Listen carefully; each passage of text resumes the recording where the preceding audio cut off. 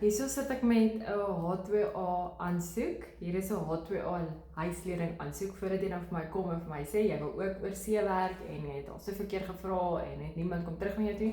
Hier is 'n H2A huislening aansoek.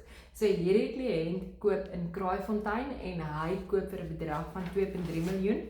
Hy is mynbank by Standard Bank hier in Suid-Afrika, maar hy betaal nie sy salaris in sy Standard Bank rekening in nie. Hy het net al sy Suid-Afrikaanse goederes wat hy dan nou uit sy transaksionele rekening bestuur. Hierdie kliënt het 'n lae credit score as gevolg van niks skuld nie. Omdat hy 'n goeie risikoprofiele by Standard Bank het, kon ons dit reg gekry het om vir hom 100% verband te kry.